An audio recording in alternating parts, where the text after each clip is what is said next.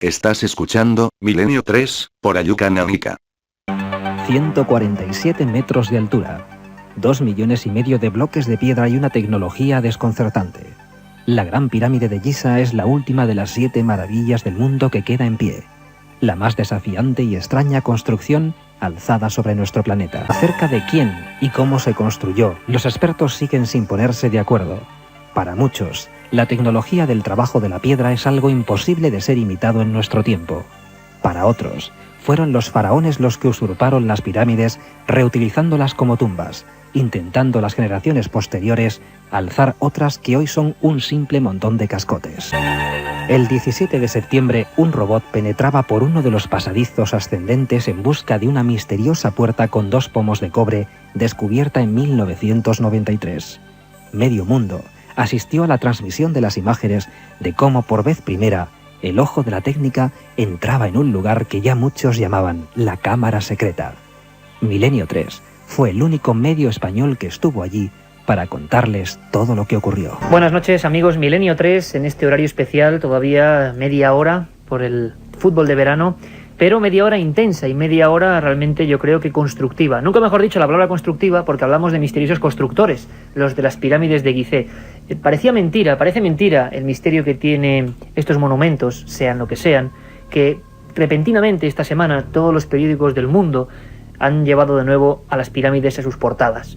Tengo sobre mi mesa periódicos árabes de otros países, periódicos por supuesto de España, que hablaban de la pirámide de Keops se niega a revelar su enigma. Así lo decía la edición de ayer del País.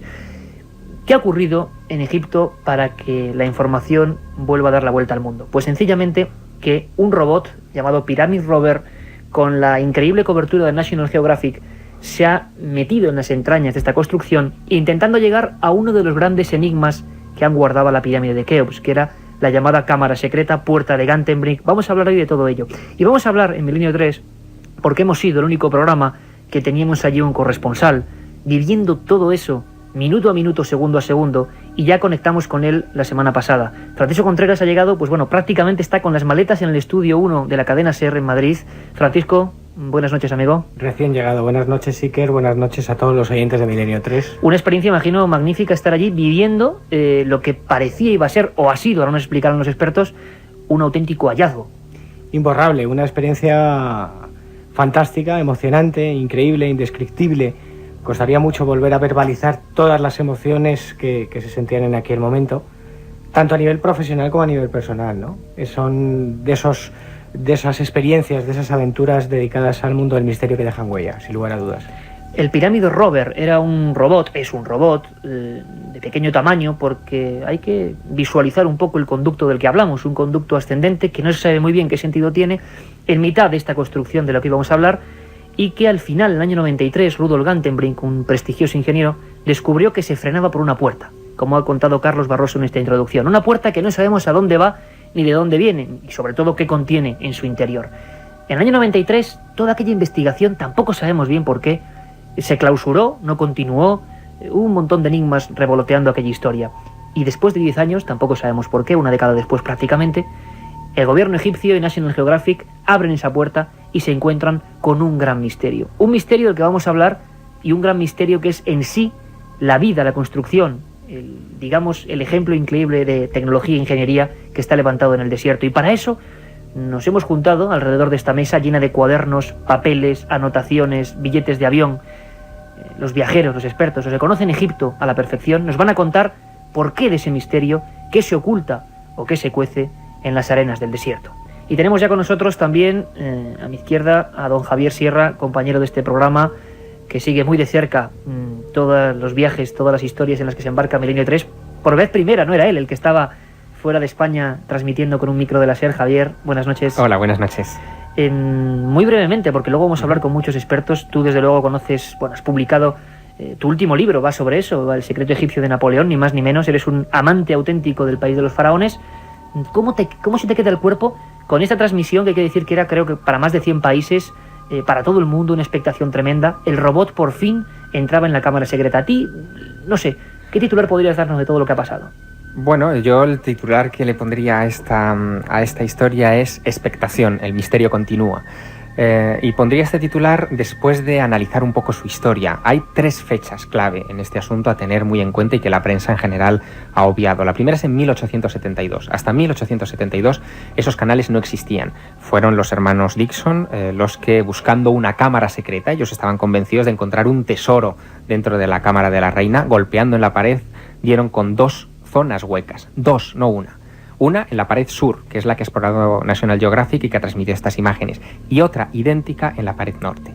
Esa es la primera fecha. La segunda fecha importante de esta historia es en 1993, cuando Rudolf Gantenbrink consigue burlar a los ingenieros que construyeron la pirámide. Demostró 2 cosas. Primero, que aquellas cavidades que habían descubierto los hermanos Dixon en 1872 no eran un accidente en la pirámide, es decir, era una obra de ingeniería hecha ex profeso que se adentraba mucho dentro del monumento, 60 y tantos metros dentro del monumento, la que se exploró en el lado sur al completo, y la del lado norte no se pudo completar la exploración porque había una barra metálica utilizada también por otros exploradores de la pirámide que intentaron raspar allí y se quedaron con la barra dentro, y por lo tanto el robot no pudo salvar ese obstáculo y no se sabe dónde va a parar, ni si va a dar a otra cámara secreta o a otra puertezuela secreta, no lo sabemos sencillamente. Y la tercera fecha es esta, del 2002, cuando National Geographic, siguiendo los pasos del año 93, llega hasta la puerta de Gantenbrink, a la puerta del canal sur, del lado sur, de la pared sur de la Cámara de la Reina, la perfora y encuentra otra puerta. Ahora, tú te preguntabas antes por qué se produce todo esto. Yo creo que la respuesta, y creo que esto debería ser objeto de discusión en esta mesa esta noche, es ni más ni menos que un personaje, que es el doctor Zahi Hawass. Zahi Hawass pone en marcha todo el mecanismo con National Geographic para hacer esta exploración justo unos meses después de que sea nombrado el máximo responsable del Consejo Superior de Antigüedades en Egipto. Es decir, cuando él tiene el dominio, la potestad de decidir cuándo se puede hacer una excavación o una exploración y cuándo no, decide hacer esto. Y decide hacerlo, y yo creo que este es el punto, el turning point que dicen los ingleses, el punto clave, en el momento y para, digamos, contraatacar a toda la gente que en estos últimos años había hecho especulaciones sobre esa portezuela. Es decir, es un ataque personal, yo creo, en muchos aspectos, y lo han demostrado las declaraciones de Hawass, contra Rudolf Gantenbrink, contra Robert Bauval, Graham Hancock y toda la gente que había especulado sobre qué había detrás de la puerta. Un tremendo follón, Javier, a nivel de los que, repito, sabéis de Egipto, yo simplemente he sido un viajero más a ese país maravilloso. La gente se preguntará por qué hay tantos misterios en torno a esas construcciones, por qué 4.500 o 5.000 o los que sean años después seguimos hablando de ellas y cómo son capaces con esa fuerza increíble de volver a la palestra de la actualidad. Manuel Delgado es nuestro tercer invitado en esta mesa. Vamos a tener más y os aseguro que habrá sorpresas, que ha viajado unas 50 veces a Egipto, ni más ni menos, y que conoce muy bien a este personaje que de alguna forma ha vuelto a la palestra, Gantenbrink, ese personaje, ese ingeniero que en el año 93 se encuentra con una puerta, hay que dejarlo muy claro, o lo que parece ser una puerta, que conduce hacia algún lado que quizás nos mostraría un lugar, una cámara, lo que sea, que podría cambiar la historia. Manuel Delgado, buenas noches. ¿Y quién es Gantenbrink?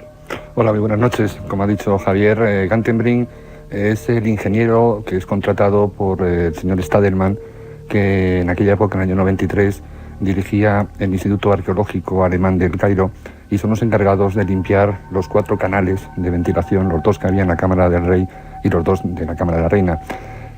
Los millones de turistas que hemos ido a Egipto, lógicamente por la sudoración y sobre todo por la respiración, estábamos impregnando de sales toda la pirámide, y la verdad es que todas las rocas estaban sufriendo muchísimo. Entonces, en el año 1992 se hizo la primera exploración de los canales de la Cámara del Rey. Se consiguieron limpiar y en los 2 canales se pusieron una serie de ventiladores que empezaron a dotar a la pirámide de un aire más o menos renovado, ¿no? Actualmente los accesos a la pirámide se han restringido a 2 grupos de 150 personas, uno a las 9 de la mañana y otro a la 1:30, con lo cual también se preserva mucho la pirámide. En el año 93 es cuando Rudolf Gantenbrink vuelve con sus exploraciones a la Cámara de la Reina. Hasta entonces solamente los hermanos Dixon pues habían abierto los huecos, y Petrie, que fue el gran mensurador de la Gran Pirámide, había logrado meter una serie de palos, ¿no?, que los iba uniendo, y había llegado hasta una profundidad de los 9 metros. Hasta el año 93 no se sabía que esos canales llegaban más allá de los 9 metros, hasta que Rudolf Gantenbrink metió uno de estos robots y consiguió llegar a una distancia de 60 y tantos metros, que fue cuando descubrió por la puerta esa que lleva su misteriosa nombre. puerta. Uno se encuentra, y todo el equipo nos encontramos, Katia Rocha, Carmen Porter, Carlos Barroso, Elena Sánchez, nuestra técnico hoy, llevando los mandos firmemente de esta nave de misterio y comunicación. Nos encontramos muy a gusto entre gente que sabe tanto de ese país que nos fascina. Pero quédense con ese nombre, ¿verdad? Gantenbrink. Volvemos en un momento. Un viaje en busca del misterio. Milenio 3, en la SER. Uno tuvo la suerte de compartir días y horas con Rudolf Gantenbrink en Turín, viendo la sábana de Turín, y bueno, fue una experiencia inolvidable tener, por ejemplo, como guía en uno de los museos egipcios más importantes a este ingeniero alemán cuyo nombre todos nos hemos aprendido de memoria porque ha vuelto a todas las palestras informativas. Él fue quien descubrió ese pasadizo y esa puerta, y a él le debemos el honor de conocer algo más de la arqueología. Me gustaría saber cómo se encuentra, cómo está y qué opina Rudolf Gantenbrink. Rudolf Gantenbrink, buenas noches. Buenas noches. ¿Cómo te encuentras? ¿Qué tal va todo? ¿Cómo ves todo esto que está pasando ahora mismo? ¿Qué opinas? Va muy bien, todo va muy bien. Para mí estaba muy interesado porque lo allá diciendo en 93 que cuando esto es una puerta, cuando esto es un portícolis, que pueden ser tres, un después del otro. Tres puertas, una detrás de la otra, ¿no? Sí, Rudolf Gantenbrink fue el primero en informar que había tres puertas. Lo han encontrado ya la segunda puerta. Hay una más, eso es seguro ahora. Rudolf, aquí en España nos hemos quedado todos muy impresionados. La gente no sabe realmente cuál es el misterio.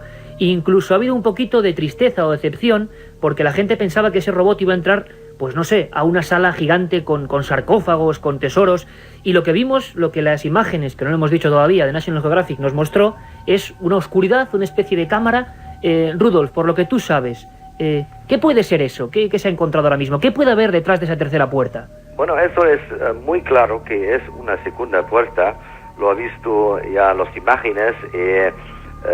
Es un poco complicado porque es un objetivo que es no muy lejos de la puerta. Entonces lo vemos ya unas golpes de tratamiento, pero eso también lo ves en las imágenes míos muy cerca.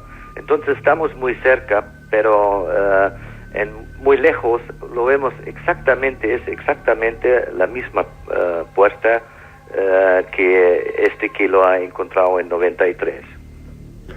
Rudolf, tú y yo hemos especulado muchas veces sobre la posibilidad de lo que hubiera detrás de esas puertas. No lo ha especulado en este fase, pero ya después este descubrimiento, ahora lo puedo decir algo más, porque una cosa que es claro, que tenemos ahora dos puertas. Entonces, cuando hay dos puertas, tiene que ser tres puertas. Uh-huh. Y tres puertas, portícolis, están siempre y solamente enfrente de una tumba. Hablabas de una posibilidad que hasta entonces no se había dicho y que todavía muy poca gente conoce. Si existe una tumba, ¿quién puede haber enterrado ahí detrás? Y la verdad es que lo que nos vas a comentar en este momento, que a nosotros ya nos has contado hace algunos años, es una primicia, sobre todo para España, no sé si para el resto del mundo, pero la verdad es que tu hipótesis cada vez va resultando más interesante. ¿Nos puedes decir, para todos los oyentes de Milenio 3, cuál es tu hipótesis de quién está enterrado detrás de esas tres puertas, la primera de las cuales lleva tu nombre para la historia? Para mi opinión está la madre de Keops, Hetepheres. La madre de Keops. Sí. Esto explicaría, porque hay que tener en cuenta que la Gran Pirámide es la única pirámide que hay en Egipto donde existen estos mal llamados canales de ventilación. Entonces, si la madre de Keops estaría enterrada al final del canal sur de la Cámara de la Reina, ¿quién debería estar al final del canal norte de la Cámara de la Reina? Para mi opinión es una pequeña estatua de Osiris. Con lo cual... Pero eso para explicar por eso yo escribo un libro en este momento. Uh-huh. Es un poco complicado, pero tú lo conoces un poco, la historia de la tumba de Hetepheres, que lo han encontrado un sarcófago ¿Lo explicas un poco? Porque mi castellano es muy mal. No, pero se entiende muy bien, gracias. Sí. ¿Tú lo explicas un poco que lo han encontrado el grupo de Reisner? Sí. La tumba que estaba sin el cuerpo. Efectivamente, lo que quieres decir es que en las pirámides, al lado de las pirámides satélites situadas en la cara oriental de la Gran Pirámide, se encuentra un pozo donde se encuentran Reisner, este arqueólogo, pues descubre los vasos canopes con los restos, con las vísceras de la madre de Keops, de Jeteferes. Se descubre también una especie de tesoro funerario donde existen joyas que aparecen allí, y eso prueba, por supuesto, que no ha habido violadores de tumba. Se encuentran algunos mobiliarios que están hoy en día expuestos en una sala del Museo del Cairo, como puede ser unas parihuelas para llevarla a ella en una especie de silla. Existe también, creo recordar, Javier, una especie como de tumbona. Existe también una serie de baúles, existe también una especie, bueno, algunas cosas, sí, pero sí, no se encuentra el cuerpo. Y eso es algo que siempre ha llamado la atención. O sea, una cosa importante, Manolo, para que la gente... Se encuentra intacta. No hay ningún cuerpo de nadie dentro de la Gran Pirámide. Cuando se descubre, no se ha descubierto nunca ningún cuerpo concreto dentro de la pirámide, porque la gente es que no sabe esto. Claro. No, estamos hablando fuera de la pirámide, donde están las pirámides satélites. Ahí se encuentra un pozo que tiene todo el ajuar funerario de esa madre de la madre de Keops, de Jeteferes, pero no se encuentra la momia. Entonces, lo que quiere explicar Rudolf Gantenbrink es que estaba detrás de esa puerta. Si esa tumba estaba inviolada... tenemos que decir que la última teoría, porque no lo han encontrado el cuerpo, es de Mark Lehner, es muy aceptado, sí, es que la momia estaba parcado para un tiempo en esta tumba. Lo que quiere decir Gantenbrink es que Keops fue la persona encargada de sacar a la madre de ahí para colocarla en la Gran Pirámide, ¿no, Rudolf? Exactamente, sí. Bueno, algo realmente espectacular, perdón un momento, Javier, pero hay que decir que estamos hablando con el verdadero descubridor, siempre hay que decirlo, de esa puerta que ahora ha dado la vuelta al mundo, que National Geographic ha abierto. Estamos hablando de Milenio 3 para toda España y para todo el mundo, con Rudolf Gantenbrink, que nos expone por vez primera aquí a todos los radioyentes esa teoría de lo que quizás dentro de 10, 15 años, no sé cuándo, se podrá descubrir o podremos saber. Javier Sierra, ¿querías comentar algo? Sí, yo le quisiera hacer una pregunta a Rudolf Gantenbrink. Buenas noches, Rudolf. Buenas noches. La pregunta es si tu teoría es correcta y se encuentra el cuerpo de Jeteferes, la momia de Jeteferes, en esa cámara secreta. Entonces tenemos ya que deducir que efectivamente la Gran Pirámide es de Keops. ¿O no es así? No, es de Keops, porque lo conocemos, la cámara de Keops, conocemos el sarcófago de Keops, todo eso conocemos, pero es una tumba doble. ¿Una tumba doble? Exactamente. ¿De la madre y del hijo? De la madre y del hijo. Realmente impresionante. Me permitís, Rudolf Gantenbrink, es un placer y me gustaría solamente, estoy seguro, porque nos lo han preguntado muchas personas a través del correo electrónico. Una pregunta tiene todo el mundo en la cabeza, Rudolf, y ya para despedirnos. ¿Por qué demonios no seguiste las investigaciones en el año 93 y por qué se ha tardado 10 años en volver a abrir esa puerta? ¿Por qué no lo has hecho tú y por qué se han tardado 10 años? Bueno, eso lo tienes que preguntar el grupo, el Dr. Hawass, porque yo lo creo que esto estaba muy tonto, porque tengo mucha experiencia y ahora lo vemos que... yo soy la única persona que ha hecho una prognosis que estaba correcto, porque lo diciendo ya en 93, que cuando esto es un particulis, es muy probable que hay 3. Bueno, este prognosis estaba bien, ¿no? Lo hemos encontrado una otra puerta. Rudolf, la verdad es que ha sido un placer tenerte aquí con nosotros. Nos has dejado un poco helado. Estoy seguro que cientos de miles de personas en España van a empezar ahora a preguntarse muchas más cosas, porque tú ya anunciaste que había 3 puertas. Parece ser que la ciencia te da toda la razón y esperemos, quizá no sabemos cuándo, que ese gran secreto, podríamos llamar el secreto de Gantenbrink, el secreto de la pirámide, se descubra dentro de poco. Ha sido un placer. Muchas gracias por compartir tu sabiduría con nosotros y tus descubrimientos. Gracias, Rudolf. Gracias. La otra realidad. Fenómenos extraños. Misterios sin resolver. Milenio 3. En la SER. Más misterios que nunca y más arqueología prohibida que nunca. Rudolf Gantenbrink descubrió en el año 93 ese pasadizo y bueno, no sabemos por qué, pero hasta una década después no se ha vuelto a abrir. Y cuando se ha abierto parece ser que se le tiene que dar la razón. Francisco Contreras estuvo allí viendo esa apertura. Hicimos un programa especial a las 4 de la madrugada, viviendo en vivo con Roberto Sánchez todo lo que pasaba desde ese lugar del Cairo. Tú personalmente te quedas con una sensación... Tenemos incluso, Francisco, un documento, y quizás nuestra técnico Elena Sánchez puede poner ese documento. Este es el momento, y ahora nos va a explicar Francisco, en que el robot entra dentro, rompe ese bloque y entra dentro de la, vamos a llamar, cámara secreta o subcámara, o como ahora nos expliquen, y lo que ocurría en el Hotel Mena House con periodistas de todo el mundo, entre ellos, por supuesto, Francisco Contreras. Esta era la sensación del momento. Francisco, ahora es el momento en que toda la gente... Este fue el gran momento de la noche, el que todo el mundo esperaba. Se está haciendo público el momento en que ese Pyramid Rover entra dentro. Había alrededor de unos 45 medios de comunicación acreditados. La cadena SER Milenio 3 era el único español, junto con Más Allá, a nivel de prensa escrita. Y la verdad porque es que tú ibas para Más Allá y para la cadena SER. Efectivamente, hay que decirlo, hay que ser justos. Y fue un momento colosal, indiscutible, y pocas veces he visto algo así, ¿no? La expectación era de tal magnitud, es decir, la gente esperaba algo tan grandioso al otro lado de la puerta de Gattenbrick que nadie esperaba llevarse un chasco así. Absolutamente ¿Por qué nadie. chasco? ¿Qué es lo que se ve, Francisco? Es decir, haznos un poco la fotografía. Ese robot sube los 65 metros, creo que son, y rompe el taladro y entra. El canal, efectivamente, lo decía antes Javier y Manolo, mide 65 metros. El Pyramid Rover ascendió poco a poco, y además se vieron pequeñas pantallas de cómo iba ascendiendo esos 65 metros. El tamaño del canal de ventilación es de 15 por 20 centímetros. Iba poquito a poquito subiendo, mientras hacían otras conexiones simultáneas con el cementerio de los trabajadores, donde iban a abrir un sarcófago con 4.500 años de antigüedad, y hacían pequeñas introducciones a modo de Indiana Jones, presentando a Zai Hawass, del cual luego hablaremos, a modo de Indiana Jones, que además daba vergüenza a veces ver cómo Hawass se movía pegando saltos entre las tumbas. Hawass, hay que decir que es el jefazo allí en las pirámides, más o menos, para que la gente lo entienda.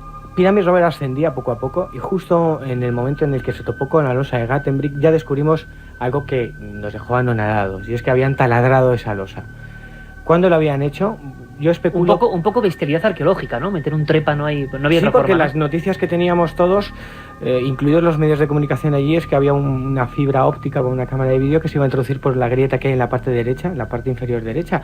Nadie se esperaba en absoluto que fueran capaces de taladrar esa losa, entre otra serie de cosas, porque eso ya pone incógnitas sobre la mesa. Para taladrar una losa ya han tenido que medir qué puede medir esa losa. Es decir, esto empieza a generar ya especulaciones. Por ejemplo... ¿Y qué se ve, Francisco? ¿Qué es lo que veis allí en el Mena House? El agujero que ya habían taladrado, y la cámara que portaba el Pyramid Rover era una especie de bastón, un periscopio, un catalejo de unos 50-60 centímetros de largo. Se introduce, la imagen es increíble porque ves cómo va atravesando esa losa de color blanquecino. Hay un momento pleno de oscuridad. ¿Qué es la cámara, eso, lo que haya? Ahí se hizo completamente el silencio. Yo creo que todos en esa sala, en la sala Califa, teníamos el corazón en un puño, y de repente aparece un fogonazo de luz, primero muy tenue, pero luego un gran fogonazo de luz que nos muestra otra puerta.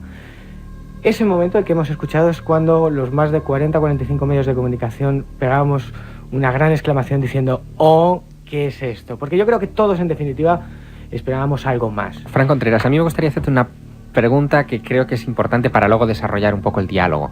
La cámara se introduce, se ve esa segunda losa blanca, que es como originalmente debía ser toda la Gran Pirámide, que ahora está un poco más erosionada, digamos, por el correr de los años y las circunstancias meteorológicas.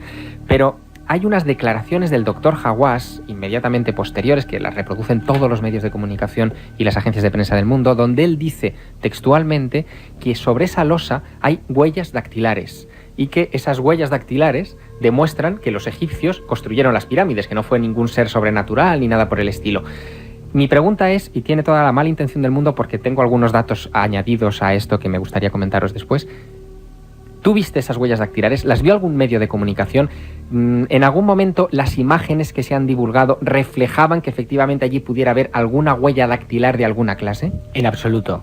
Te digo además, cuando Zai Hawass estaba dando esa rueda de prensa, nosotros estábamos en directo aquí en la cadena SER, ese Amanece Nos Vamos, Yo intenté traducir partes de esa rueda de prensa. ¿Escuchaste estas declaraciones? Se escuchaban esas, y te puedo asegurar que he visto 2 o 3 veces más en diferentes canales de televisión, entre ellos La Egipcia, las imágenes, y en ningún momento se ve ninguna huella dactilar. Es más, si quieres te hago una breve descripción de lo que parece ahí. Una piedra de yeso rasgada, en todo caso, pero ninguna huella dactilar. Ninguna huella dactilar. De momento, informaciones contradictorias. Continuamos en este debate a fondo sobre el misterio último de las pirámides. Un viaje en busca del misterio. Milenio 3, en la SER. Continuamos aquí, Milenio 3, en este programa especial, abordando todo lo que ha ocurrido en Egipto y de lo que se han hecho eco todos los medios de comunicación nacionales e internacionales. Y hablábamos incluso con el ingeniero Rudolf Gantenbrink, descubridor de esas misteriosas puertas que conducen, vaya ustedes a saber a dónde. Manuel Delgado, ¿tenías alguna intención de decir algo sobre lo que nos ha comentado Gantenbrink? ¿Tú cómo se te queda el cuerpo? ¿Tú sabías? ¿Tenías mucho contacto con él? Claro, para los que somos un poco profanos, ¿no? Lo que nos ha dicho es una tremenda herejía, puede tener algo de certeza científica, lo admite eso la ciencia, que haya una... Hombre, Rudolf Gantenbrink no es amante de los misterios, o sea que él y yo tenemos nuestros puntos de vista diferentes. Yo opino que la pirámide no tiene la antigüedad que se le atribuye a la arqueología, sino que es muy anterior. Incluso, bueno, discutimos, pero él ha visto que él afirma que la pirámide la hizo Keops, en fin, o sea, tú que dices, no habla viajero, explorador, avezado, una de las personas, imagino que de España, que más ha viajado a Egipto, que no la construyó Keops. No, es una hipótesis de trabajo. Es una hipótesis, Todavía que estaba existe, antes. Todavía existe un gran problema entre asimilar lo que sabemos que son las herramientas de los egipcios de la Cuarta Dinastía con las obras que existen allí en la pirámide. Existen unos taladros, unas perforaciones que es imposible incluso para la tecnología actual. Existen unos cortes de piedra hechos con sierra que es imposible que lo construyeran con cobre. Es decir, el mover 3 millones de bloques de piedra en el periodo de vida de Keops. Es decir, existen muchísimas preguntas todavía sin respuestas en la pirámide, ¿no? Y el atribuir la pirámide a Keops me parece que en este momento es simplemente una hipótesis más de las muchas que hay, ¿no? Deberemos seguir investigando. Incluso el que exista una cámara detrás de estos canales de ventilación podría indicar lo que indican muchísimas personas, que existen otros lugares por donde se pueden acceder a estas cámaras. Es decir, por un canal de 22 centímetros por 22 centímetros es imposible que quepa nadie. Lo que pasa es que a la cámara de arriba sí se puede acceder. Hay que tener en cuenta que por estos canales habría que recorrer 65 metros para llegar a esa cámara, pero desde la parte de fuera tan solo hay que recorrer 15 metros. Y entonces, bueno, aquí la gente sabemos que sabían perforar perfectamente y sabían que se podía llegar a otros lugares. Es decir, el que existan cámaras dentro de la Gran Pirámide no implican que aquellas personas que las construyeron fueron los constructores de la Gran Pirámide. Claro, pero lo que ocurre, Manuel, y quizá lo que la gente, los miles de personas que nos siguen ahora y que no se ven de esto, están diciendo, bueno, pero en las pirámides no había sarcófagos, tumbas, no se enterraban los reyes. Bueno, hay teorías para todos los gustos y bastante inquietantes, teoría, ¿no? El sarcófago, por ejemplo, de la Cámara del Rey está sin acabar, por ejemplo, ¿no? Además, no existe un solo jeroglífico dentro de la Gran Pirámide. Existen problemas, por ejemplo, cuando valoras, porque no solamente la Gran Pirámide, son las 3 pirámides que hay en Giza, ¿no?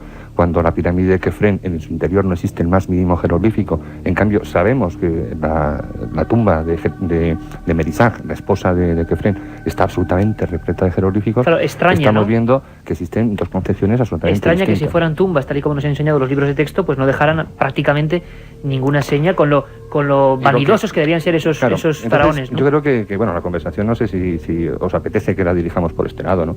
Pero en primer lugar... Os pediría un momento, por favor, Manuel, porque para acabar un poco la polémica de lo que ha pasado estos días, y haremos más de un programa sobre la pirámide, y ojalá hagamos uno desde allí. Pero para acabar, y volvéis a opinar libremente, porque esto ya nos penetramos, nunca mejor dicho, en lo que es el misterio de la propia pirámide en sí, ¿no? Pero para acabar, como decía, con la polémica de ese robot, ese túnel que pasa, me gustaría contar con la opinión también de un buen amigo, Nacho Ares, director de la prestigiosa revista de arqueología, que nos decía lo siguiente. Sin embargo, aunque si bien es cierto que como pudimos ver todos en directo, no había ni ninguna escultura, ni ningún texto, ni ningún papiro, ni ningún tesoro relacionado con la pirámide, no es menos cierto que desde el punto de vista arqueológico el hallazgo de otra puerta sí que nos acerca más a una realidad egiptológica mucho más cercana a lo que es la arquitectura propia de este tipo de cámaras secretas, entre comillas, que había en los monumentos en Egipto. Es decir, es muy posible que si nosotros perforamos esta segunda puerta incluso haya una tercera, y detrás de esta tercera una cámara en donde seguramente una especie de cenotafio o una habitación ritual podemos encontrar, ahí podemos especular pues abriendo posibilidades a que sea una tumba cenotafio de Keops o de alguna otra persona relacionada con la Gran Pirámide. El misterio de una pirámide inmensa, su base creo que es como 8 veces un campo de fútbol, imaginemos el Santiago Bernabéu, que se construye hacia las alturas y que además aparentemente los que vinieron después pues no sabían realmente volver a hacerlas, porque los que vinieron después, los faraones que vinieron después, no alzaron cosas más maravillosas. Oíamos a Nacho Ares, director de la revista de Arqueología, y todos repiten, y yo me pongo siempre desde el punto de vista del periodista, que le interesa lo que vosotros expertos sabéis, ¿por qué hablan siempre, Javier, de 3 puertas? Nacho decía, se ha descubierto otra, entonces sí que hay 3. ¿El 3 tiene algún significado concreto? Bueno, hay una cosa que es muy interesante, y es que si realmente son 3 puertas las que hay en ese canal sur de la Cámara de la Reina, en realidad se está repitiendo un patrón que está dentro ya de la Gran Pirámide. Es decir, antes de acceder a la Cámara del Rey, lo que existían eran 3 portezuelas de granito que caían a peso, guiadas por 3 raíles. Hoy en día las portezuelas han desaparecido, los raíles se ven y se conoce la existencia de ese mecanismo. Pero esto, a mí me gustaría enfatizar una cosa que no se ha dicho. Toda esta información que nosotros estamos discutiendo aquí en este momento, incluyendo lo de las 3 puertas, la hipótesis de una cámara, la tumba que nos ha adelantado Rudolf Gantenbrink, que podía estar ahí como hipótesis de trabajo, todo esto no es sino la punta del iceberg y pequeña de toda la información que está cosechando National Geographic. Lo que se emitió por televisión a principios de esta semana, en realidad es simplemente el exponente visible de una campaña de investigación que lleva muchos días, incluso semanas y meses realizándose. Y es más, el pasado jueves estuvo en Madrid Mark Lehner, que es uno de los jefes ideológicos de todo este asunto, junto con el Dr. Hawass, arqueólogo norteamericano que lleva muchos años... La persona fuerte de National Geographic en este asunto. Efectivamente, desde el año 79 está trabajando en la meseta de Giza en múltiples facetas, incluyendo la Esfinge y las pirámides. Y Mark Lehner, yo le pregunté mucho sobre esta información que se ha escamoteado hasta ahora a los medios de comunicación y que National Geographic irá dosificando a su conveniencia, y le pregunté sobre este asunto, y él me dijo que el canal norte, el que está enfrente de la Cámara de la Reina, también había sido explorado. ¿También? No se ha llegado hasta el final porque tampoco se ha podido vencer ese obstáculo, pero aportaba un dato muy interesante. Parece que el canal norte se mueve en zigzag. Hay al menos 3 recodos antes de enfilar el ascenso, y esto es algo que se ha filmado en este momento. Es que tiene que evitar la Gran Galería. Sí, sí. Además te puedo dar yo pruebas fehacientes de lo que está diciendo Javier. Que antes estaban haciendo exploraciones que nos han contado. Yo llegué al Cairo el sábado, el mismo domingo me pude colar, después de varios pericuetos, varias tramitaciones en la Cámara de la Reina, para ver cómo los propios ingenieros y técnicos de National Geographic preparaban ese programa y preparaban el Pyramid Rover que estaban llevando a cabo.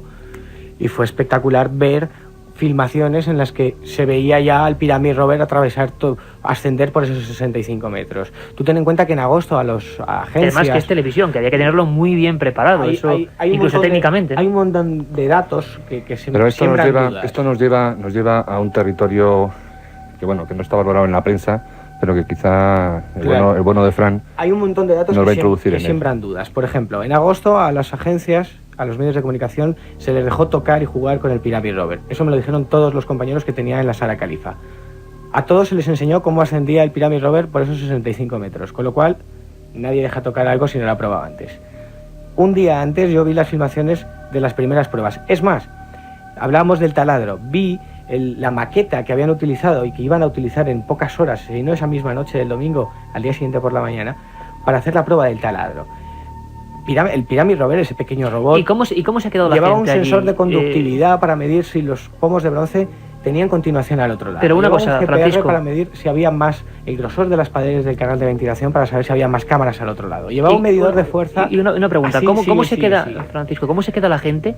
¿Cómo se quedan los periodistas que estáis allí en ese momento, que es lo que hemos vivido en la grabación, cuando solo ven una cosa negra, una especie de cámara, que yo tampoco sé muy bien qué tamaño tiene esa cámara? No, es el mismo conducto que vas a otra puerta. Bloqueado por 3 puertas distintas. O sea, no hay algo intermedio. No hay cámara. Es el mismo conducto, que hay tres hay un espacio de unos 50-60 centímetros que es exactamente igual a escala que el conducto que conduce a la Cámara del Rey. Es decir, que es un pasillo interrumpido por 3 puertas. Javier, por 2, decía Manuel Delgado, una de sus teorías, que para él Keops, y esto es tremendo, imagino, a nivel científico. Como hipótesis de trabajo. Por supuesto, una herejía. Puede que no sea el constructor, sino que eso estaba de antes y digamos que la reutilizó o alguna cosa así, ¿no? Fue un usurpador, sí. Javier, ¿tú qué opinas? Bueno, eso es perfectamente plausible por lo que sabemos del antiguo Egipto, es decir, los antiguos egipcios eran expertos en reutilizar, en esa especie de reciclaje de monumentos, que algunas veces se hacía incluso con el beneplácito de la población. No hay más que recordar el templo de Abidos, por ejemplo, construido por Seti I, pues fue reutilizado, incluso las inscripciones con el nombre de Seti fueron tachadas o reexcavadas por Ramsés II, su hijo, y ahí aparece esa especie de mezcla extraña, ¿no? En el caso de la Gran Pirámide, bueno, no tenemos pruebas, es una hipótesis, como dice Manolo, no tenemos pruebas ni en un sentido ni en otro, pero hay muchas cosas que no encajan en Giza con la cronología oficial, muchas. Una de ellas que aparentemente los de después no supieron igualar a la Gran Pirámide, ¿o qué? Primero que la Gran Pirámide, y en eso están de acuerdo los que dicen que es de Keops y los que dicen que es anterior a Keops, la Gran Pirámide es un monumento único en Egipto. Es decir, no hay nada parecido, ninguna disposición interna de cámaras es ni remotamente similar, quizá con la excepción de la pirámide roja de Dashur, pero como casi excepción. Y otro de los elementos que lo hace único son los llamados canales de ventilación, que evidentemente no eran de ventilación. O sea, eso no se encuentra en ningún otro monumento y por lo tanto los egiptólogos están perdidos porque al no tener referencia de otras pirámides no saben lo que hay después, ni por qué se hicieron, ni para qué, ni nada por el estilo. Pero hay otro elemento que también juega mucho en este asunto y que sigue siendo objeto de agrias controversias, que se refiere a la Esfinge y a la erosión geológica de la Esfinge. La Esfinge tiene un grado de erosión tan alto que geólogos que la han estado estudiando en estos últimos 10 años sostienen que solamente es explicable por la pluviometría, por fuertes lluvias sobre la Esfinge que la fueron erosionando durante años y años. El problema es que en el 2500 a.C., hace 4500 años, en la meseta de Giza era una zona desértica ya y no llovía. Tenemos que remontarnos a épocas anteriores para explicar esa erosión acuática de la Esfinge y los geólogos hablan de 7000 años antes de Cristo, por lo menos. Eso rompe todas las cronologías. Absolutamente todas las cronologías. Egipto no existía para los egiptólogos. A mí me gustaría, porque prácticamente pues es una pena y vamos a tener que remontar este programa a otro debate mucho más profundo. Manuel Delgado me indica algo, pero preguntarte sobre todo, Manuel, ¿crees tú que el gran secreto, vamos a llamarlo así, de la pirámide y con ello quizá de esa cultura impresionante está dentro de este pasadizo, dentro de lo que está escarbando el robot o no? Yo creo que sí, pero también habrá muchísimas cosas más dentro de la Gran Pirámide. Es decir, si empezamos a valorar la cantidad de cámaras secretas que existen dentro de la Gran Pirámide, que han investigadores de todos los tiempos, incluso utilizando moderna tecnología, como por ejemplo la Universidad de Waseda, el doctor Yoshimura, como por ejemplo los arquitectos Dopion, el francés, como otras personas que han utilizado la microgravimetría dentro de la Gran Pirámide, están detectando dentro del monumento un montón de cámaras que darían veracidad a aquellas antiguas leyendas, a aquellas tradiciones que afirman que desde debajo de la Esfinge existiría una especie como de templo del que aparecerían unos pasadizos que irían a las 3 pirámides en una especie de ceremonias de iniciación, y que estos pasadizos recorrerían cámaras del interior de las pirámides a las que no se accede por los ramales actuales que existen. Date cuenta una cosa, la Gran Pirámide, la cámara más grande de la Gran Pirámide, la Cámara del Rey, mide 10 por 5 metros más o menos, ¿no? 50 metros cuadrados. Pues como esa cámara podría haber en toda la Gran Pirámide 10.000 por las proporciones del monumento. Es decir, estamos absolutamente perdidos. Lo que a mí me gustaría... Hay un terreno completamente desconocido, de piedra, que no se ha explorado para nada, ¿no? Absolutamente. Lo que a mí me gustaría, independientemente de que en otro programa valoremos un poco la Gran Pirámide y todas estas elucubraciones, hipótesis de trabajo, etcétera, sería un poco abandonar el tema este del robot con algo que creo que no está saliendo en los medios y que para mí es algo muy significativo, ¿no? Tengo aquí delante pues una revista en la que aparece una de las múltiples entrevistas que ha sacado el National Geographic, en la que aparecen unas afirmaciones del doctor G. Hawass, que dice una cosa, dice: estoy harto de arqueólogos aficionados que llegan y se ponen a investigar sin tener la capacidad ni la experiencia suficientes. Llevo años deseando saber lo que hay al otro lado de esta losa de piedra, pero necesitaba la colaboración de una institución seria y solvente para afrontar este proyecto. De esta frase que dice Hawass yo encuentro 4 grandes problemas y 4 cosas que no se atienen a la verdad. Primero, Rudolf Gantenbrink ofreció ya hace muchísimos años todo un equipo destinado a hacer arqueología científica. Y no lo dejaron. Porque yo lo que he visto en la televisión y todo este show que ha puesto el National Geographic me parece una verdadera vergüenza. Primero, por la cantidad de... Para mí yo creo que la arqueología y la ciencia está reñida un poquito con el show, ¿no? Yo creo además que nos han mentido absolutamente porque ya sabían perfectamente lo que iban a ver, ¿no? Por otro lado, veo una animadversión de Torza y Hawass que nunca podrá cambiar la historia, porque esa puerta seguirá llamándose siempre la puerta de Gantenbrink, no la puerta de Hawass. Date cuenta que cuando Gantenbrink descubre esta puerta, y Gantenbrink, después de hacerla pasar el vídeo por todos lados, no le hacen ni caso. Esto que dice Hawass, que le interesa mucho lo que hay detrás, no. De las primeras, entonces, una cosa, Manuel, las primeras informaciones que da Hawass es que le importa dos narices porque sabe que no hay nada. Entonces, ¿qué hay de fondo? ¿No? Y a Gantenbrink volvemos al principio del programa, claro, a lo que estábamos diciendo, la motivación. Persona no grata por hacer arqueología sin permiso. Por otro lado, Hawass les ofrece un robot que es capaz de torcer, cosa que no se podía hacer, y que a mí me extraña que este robot haya hecho el Canal Norte, porque no podía hacer tampoco. Le ofrece una forma de hacer arqueología científica sin romper nada, porque date cuenta que el taladro que hacen ahora en la puerta de Gantenbrink ha roto uno de los pomos de cobre. O sea, la arqueología no se puede hacer así. Él ofrecía un robot que inoculaba una especie de gas, el FZKW, que este gas se cogía y con un espectrómetro sabían, por la mezcla que hacía con el aire que había detrás, si efectivamente había algo. Tenía también equipos de microgravimetría. Tenía un montón de cosas, le ha permitido. Y no se le hizo caso precisamente por un problema de protagonismo. Y yo creo que aquí la única frase que para mí es absolutamente elocuente es cuando dice Hawass que él necesitaba una institución seria y solvente. Para mí el National Geographic no es serio en este sentido, lo que sí puede ser solvente, porque aquí en todo este asunto yo lo único que veo es un montón de maletines con un montón de dólares para que la arqueología se convierta en un show, algo que por supuesto no alimenta. Duras aclaraciones y duras declaraciones también de Manuel Delgado, siempre suyas personales. Detalle solamente, Iker, para que veas la dureza del protagonismo de Hawass. Cuando estábamos en la rueda de prensa, algo que no pudo ver nadie y que solamente estábamos ahí en los medios de comunicación y nos quedamos anonadados, se levantaron dos reporteros para hacer preguntas delicadas, entre comillas, sobre si esto era un montaje, si esto era en directo, y a los dos les echaron. Caramba. Eso tampoco se ha salido de la prensa. Un montón de misterios que desde luego está clarísimo y nos lo va a pedir la propia audiencia que llamó esa noche a la cadena SER colapsando centralitas en Madrid y en Barcelona para ver si tratábamos el tema, y lo volveremos a hacer porque es amplísimo. Javier, la última pregunta del programa. Tardaremos mucho en saber, ¿crees tú, qué secreto hay ahí? Esa misma pregunta le formulé el jueves a Mark Lehner y él lo que dijo es que era muy elocuente al respecto. Lo que dijo es que dependía de Hawass y del show televisivo subsiguiente para la puerta segunda y para la puerta tercera. O sea, de la solvencia, ¿no? Caramba, lo que hemos llegado, la puerta de Gantenbrink, la puerta de Hawass, la puerta en definitiva del misterio egipcio, continúa cerrada, o al menos con otra losa. La Gran Pirámide mantiene a buen recaudo sus secretos. Y aquí por lo menos hemos intentado con los mejores expertos saber algo más. Ahora os dejo con un informativo completísimo de lo que ha pasado esta semana, porque no solo de Egipto vive el hombre, ha habido muchas más cosas. Os dejamos con Carlos Barroso y Carmen Porter. El pasado martes fueron exhumados los restos del hermano de Cristóbal Colón, Diego, que permanecían enterrados en el jardín de la fábrica de cerámica de la Cartuja, en Sevilla. Los huesos serán sometidos ahora a una prueba de ADN, la primera que se realice a un miembro de la familia Colón. Los análisis a los restos de Diego en sí solo servirán para algo si se los compara con posibles pruebas a los huesos de Cristóbal Colón y a los de su hijo Hernando. Los permisos para realizar la prueba de ADN a los restos del almirante y a los de su hijo ya están solicitados al Cabildo de la Catedral de Sevilla y a los gobiernos de España y de la República Dominicana, los dos países que aseguran estar en posesión de los auténticos huesos de Cristóbal Colón. Enseguida nos lo cuentan desde Sevilla. Antes avanzamos otras noticias en titulares con Carmen Porter. Detectados por primera vez indicios de la existencia de agua en otros sistemas planetarios. La expedición Kraken continúa la búsqueda del calamar gigante.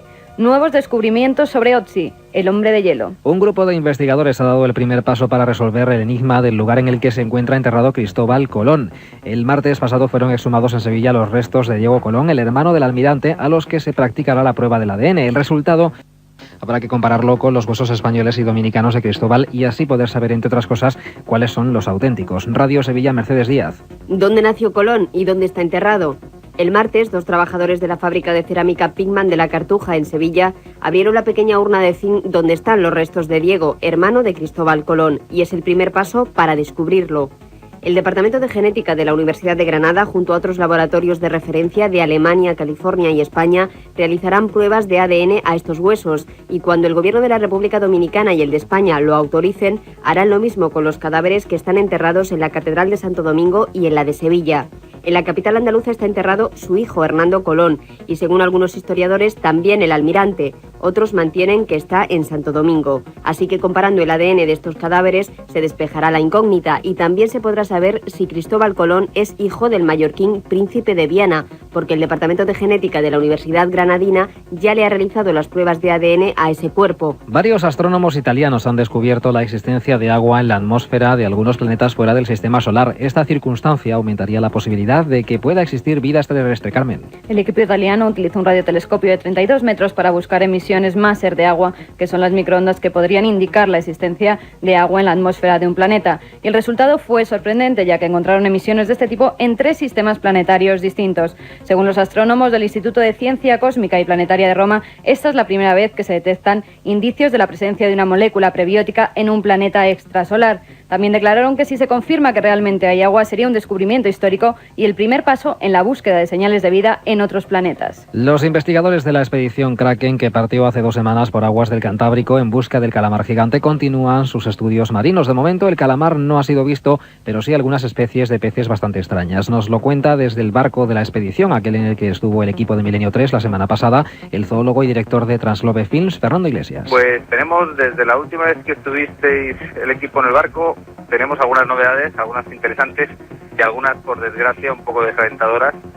Por una parte tenemos noticias nuevas del abismo, hemos metido la cámara en otra posición diferente, muy cerca del fondo, casi tocando, y con unos sacos de relleno de cebo, y hemos tenido esta misma mañana al amanecer, estábamos en una de las guardias y hemos visto la llegada de un nuevo tipo de peces, que son unas brótolas que hay en el fondo, un pez también pues un poco anguiliforme como son todos estos del fondo, pero de mayor tamaño. Y tenemos por desgracia también la noticia que dar de una de las boyas, la boya que además tenía en los discos duros registrado todos aquellos tiburones que veíamos al principio, pues ha desaparecido. Científicos suizos han localizado la región cerebral relacionada con las experiencias extracorporales, los denominados viajes astrales. Ha sido por casualidad mientras sometían a un tratamiento a una mujer epiléptica. La mujer comenzó a describir lo que veía como si estuviera flotando sobre su propio cuerpo. Los científicos sospechan que los viajes astrales están relacionados con una región que se halla en la parte derecha de la corteza cerebral,